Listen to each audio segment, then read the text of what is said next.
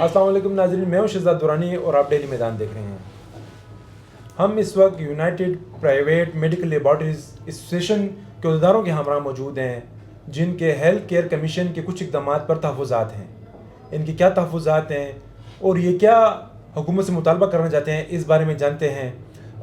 جی اپنا تعارف کرائیں، اپنا عہدہ بتائیں اور یہ بتائیں کہ ہیلتھ کیئر کمیشن کہ ایسی کون سی باتیں ہیں جو آپ کو تسلیم نہیں؟ بسم اللہ الرحمن الرحیم۔ میرا نام ڈاکٹر معروف شاہ ہے اور میں میدان نیوز شہزاد صاحب کا بہت زیادہ شکریہ ادا کرنا چاہتا ہوں کہ وہ آج یہاں پہ آئے ہیں۔ ہمارے یہاں پہ جو ہے نا پرائیویٹ پیرامیڈکس ایسوسیشن ہے اور ہیلتھ کے میدان پہ ہم تقریباً 20-21 سال سے یہاں پہ کام کر رہے ہیں۔ تو پہلے جو ہیلتھ کیئر کمیشن کی جو قانون سازی تھی اور ان کی جو پہلے کی طرح جو رجسٹریشن تھا، تو ہم پہلے سے ان کے ساتھ رجسٹر ہے۔ ابھی چونکہ انہوں نے 2016 میں ایک ایکٹ پاس کیا ہے اور اس میں انہوں نے کچھ قانون سازی کی ہے۔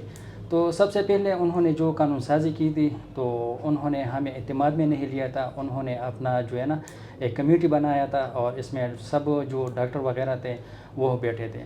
تو سب سے پہلے یہاں پہ ہم جو کام کر رہے ہیں یا یہاں پہ ہم جو ٹریڈ یونین ہیں، تو حکومت کو چاہیے کہ وہ ہمیں سپورٹ کر لے۔ ساری دنیا میں جتنے بھی یہ کاروباری حضرات ہیں وہ گورنمنٹ سپورٹ کرتے ہیں، لیکن بدقسمتی سے یہاں پہ ہم اپنا خود کاروبار کرتے ہیں اور ہم خود یہاں پہ جو ہے نا لیبارٹری بنائے ہیں، رجسٹریشن کیے ہم نے۔ تو حکومت سپورٹ کی جگہ ہمیں تنگ کر رہے ہیں اور دوسرا جو ہمیں فیسیلیٹی حکومت کی طرف سے چاہی تھی تو وہ بھی ہمیں نہیں دے رہے ہیں۔ تو اس وجہ سے جو ہے نا ہیلتھ کیئر کمیشن نے ایک قانون سازی کی تھی اور وہ قانون سازی جو ہے نا جو پرائیویٹ میڈیکل لیبارٹری جتنے بھی ہیں روٹین لیبارٹری ہے اس پہ امپلیمنٹ کرنا چاہتے ہیں، چونکہ اس قانون کی وجہ سے یہ جتنے بھی پرائیویٹ لیبارٹری ہے روٹین لیبارٹری ہے اس کے اوپر امپلیمنٹ کرنا بالکل امپاسبل ہے۔ جو قانون سازی انہوں نے کی تھی وہ بالکل اس میں ہم حکومت سے اور ہیلتھ کیئر کمیشن سے اور موجودہ حکومت سے ہم یہ اپیل کرتے ہیں کہ اس میں کچھ ترامیم کریں۔ ایسا نہ کرے کہ جتنے بھی یہاں پہ جو لوگ کام کرتے ہیں لیبارٹری میں وہ ہمیشہ کے لیے یہاں پہ ان کے کاروبار بند ہوں گے۔ اس قانون کی وجہ سے لوگ بے روزگار ہو جائیں گے۔ تو حکومت سے ہماری یہی ایک مطالبہ ہے کہ اس میں کچھ رد و بدل کرے اس قانون میں ہمارے ساتھ۔ دیکھیں آپ نے جس طرح ابھی کہا کہ ایک ایکٹ بنایا، قانون سازی کی گئی ہے، آپ کو اعتماد میں نہیں لے گیا اس سلسلے میں، ٹھیک ہے جی۔ کون سی قانون سازی جس پہ آپ کو اعتراض ہے؟ رجسٹریشن کے حوالے سے ہے کہ نہیں، اس کے علاوہ کچھ ہے؟ تو پہلے جو آپ کے رجسٹریشن کا طریقہ کار تھا وہ کیا تھا اور اب نیا طریقہ کار کیا، اس کی تھوڑی سی وضاحت کر دیں۔ سب سے پہلے جو پہلا رجسٹریشن تھا ان کا وہ کیٹیگری وائز تھا، ABCDE اس طرح ان کا کیٹیگری وائز تھا۔ ابھی حکومت نے جو امپلیمنٹیشن کیا تھا تو وہ ڈائریکٹ جو ہے نا لائسنس کی طرف کیا ہے اور اس امپلیمنٹیشن کی وجہ سے ہر لیبارٹری میں پیتھولوجسٹ رکھنا لازمی ہے، چونکہ خیبر پختونخوا آلریڈی پہلے سے اس طرح جو ہے نا یہ جو پیتھولوجسٹ آپ کہہ رہے ہیں تو یہ ذرا تھوڑی سی چونکہ آپ کی فیلڈ ہے تو پیتھولوجسٹ کتنے ہیں اس وقت خیبر پختونخوا میں، پشاور میں کتنی ہوگی، تعداد ان کی کتنی ہوگی؟ کیونکہ ہزاروں لیبارٹری ہیں تو پیتھولوجسٹ آئیں گے کہاں سے؟ تو ہم حکومت سے یہی ایک مطالبہ کریں کہ اتنے پیتھولوجسٹ نہیں کہ ہم رکھیں گے۔ اور دوسرا ہم اپنے جو ہماری لیبارٹری ہے اس میں ہم روٹین ٹیسٹ کرتے ہیں، ہم اسپیشل ٹیسٹ نہیں کرتے جس میں بایوپسی وغیرہ ہے، اس میں جو ہے نا ہسٹوپیتھولوجی ہے، PCR ہے، مائکرو ہے۔ ہم تو روٹین ٹیسٹ وغیرہ کراتے ہیں، تو ہم روٹین ٹیسٹ کے لیے کیسے ایک پیتھولوجسٹ رکھیں گے، چونکہ ہمارا اتنا انکم نہیں ہے کہ ہم پیتھولوجسٹ کو بھی دیں گے۔ یہاں پہ کرایہ بھی جو ہے نا ہر سال بڑھتا جا رہا ہے، اپنے ساتھ جو ہے نا ہم نے شاگرد وغیرہ رکھے ہیں ان کو دیں گے، تو ہمارے لیبارٹری کی اتنی انکم نہیں ہے جتنے ہم ان کو دیں گے۔ صدر صاحب تاسو راته دا ووایئ چې پہلے چې تاسو رجسٹریشن فیس سام راو اوس د رجسٹریشن فیس سام را دی او د طریقې کار کې څه تبدیلی شوی ده؟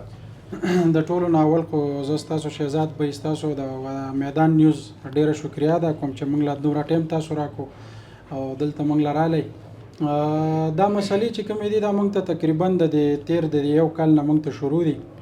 په فرست ټایم کې به چې زموږ کله د رجسټریشن فیس و نو هغه رجسټریشن فیس خو اوس هم د دوی 100 روپۍ دی. عام دوی داسې وي چې رجسټریشن فیس زموږ 100 روپۍ دی، خو دوی په دې کې یو نوی قانون سازي کړې ده چې تاسو کوم سړی لیبارټري رجسټریشن رجسټر کوي هغه به اول ټریننګ علي د 3 ورځو، نو هغې دپاره دوی تقریبا 10,000 روپۍ اول په موږ باندې دا فیس کېښودو. د هغې نه بعد اوس چې کوم دی میاشت نیمه بعد بیا هغه 20,000 ته ورسولو. بس د خپلې خوښې خبره ده، هغې په یو پیمنټ باندې کرخه راکاږي، د پاسه په 20,000 ولیکي، په 20 بیا کرخه راکاږي چې میاشت تېره شي بیا په 30 ولیکي. نو 30,000 روپۍ دی موږ نه اوس د 3 ورځو د ټریننګ صرف اخلي. په هغې کې صرف موږ ته دا وایي چې دا به شین ډسبین دی او دا به سور ډسبین دی، بله څه خبره پکې نشته. او دویمه خبره د رجسټریشن فیس ته. نو د رجسټریشن فیس دی اوس موږ ته 1 لک روپۍ یادی چې تاسو به د لایسنس دپاره چې کوم فیس جمع کوئ دا 1 لک روپۍ دی. الان کې دا به مخکې زموږ رجسټریشن خو په ټوله دنیا کې یو ځل وي چې د هر چا سره کې د هرې متعلقې ډپارټمنټ سره کې. نو هغه موږ کړی دی یو ځل، ځکه چې زما اوس د 2012 نه زما د لیب را روان دی. نو رجسټریشن خو ما کړی، رینیول به راتلو، رینیول فیس به موږ جمع کولو تقریبا 8,100 روپۍ یا 9,100 روپۍ به وي. نو دا به موږ جمع کولو. نو اوس دی एकदम داسې سخت قانون په موږ باندې لاګو کوي چې مثال زما ضرورت، مثال د لنډه خبره په پښتو کې متل وکم چې زما په الټو کار کېږي او دوی ماته وایي چې نه ته به ځان له پراډو گاډی الې، که ستا خوښه یو که نه خوښه پراډو کې به ته ګرځې. نو زه خو خپل حیثیت خپل وس مطابق به کوم که نه. زموږ دا واړه ځایونه دلته د یو دکان رینټ چې کوم دی 80-90,000 1 لک روپۍ موږ نه الي. د هغې د پاسه 50,000 قسمه ټیکسونه دي. بیا ته موږ ته وایي چې تاسو به پیتالوجیست ډاکټر کېنوئ. پیتالوجیست ډاکټر لکه زما په ریباټه کې خو پیتالوجیست کار شته نه، روټین لیب دی، د شوګر او د یوریناري ټیسټونه کوو. نو دې کې زه په پیتالوجیست څه کوم؟ یو دویم دی دا خبره پکې کوي چې تاسو به 5 مرلي ایریا جوړوئ. نو 5 مرلي ایریا په پېښور کینټ کې دلته کې کم ځای نه موږ پیدا کوو. دوی بیا وایي چې تاسو به 3 واشرومونه جوړوئ، په میل له به بیل واشرومي، فیمیل له به بیل واشرومي، ډیسیبل لپاره بیل واشروم.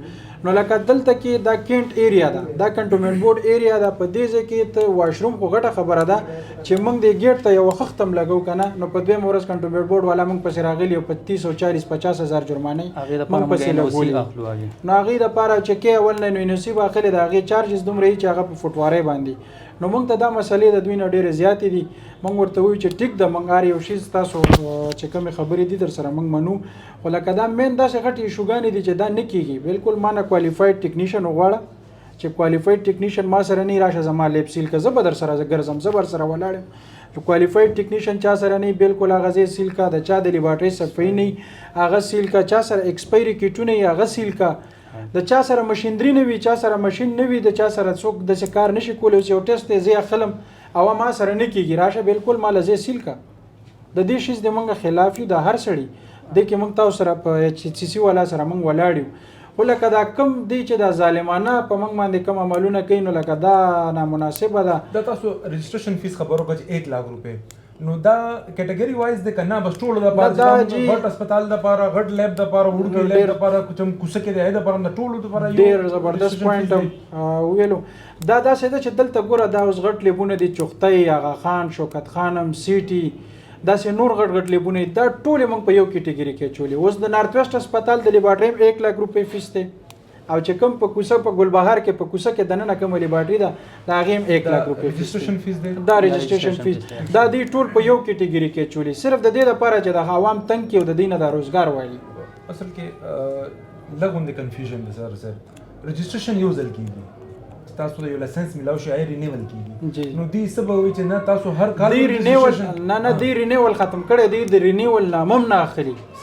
الان کې زموږ رجسټریشن شته، زما د 2012 نه رجسټریشن دی او دا کوم اکټ چې دی یادی دا په 2015 کې دی وی چې پاس شوی دی کنه، د دوی د خپل خبره په 2015 کې پاس شوی نه. زه خو د 2012 نه را روانم، د 15 نه بعد چې کومې لیبارټرۍ رجسټر کیږي کته دا غوي سره دا چلو کې نو دی ټول چې څومره لیبس دی ټولو ته دغه کړی دی چې بس 1 لک روپۍ فیس او د سر نه د اول د سر نه سٹارټ نه رجسټریشن دغه شروع کړی، لکه دی یو نوې قانون ځان ته جوړ کړی دی، بس په هغې باندې لګیا. تاسو راته دا ووایئ چې دا هیلث کیر کمیشن چې کوم دا فیصلې کړي دي دې باره کې تاسو سره ملاقات شوی دی مشرانو سره، څه خبرې ترې شوي دي، هغې تاسو څه وینا کړې ده؟ نه جی بالکل مونږ سره ملاقات نه دی کړی او نه مونږ نه څه تپوس کړي دي او نه مونږ اعتماد کې اخیستی یو. آی چې کم ټایم کولو هغه سره ډاکټران به وو، هغه ټایم به موجود وو، هغې سره خپلې فیصلې کړي دي. نو ډاکټران خو مونږ سره ناست نه دي او نه هغه دي نه خبر دي چې دا روټین ټیسټ دپاره څه پکار دي، کومه کیټګري پکاره ده.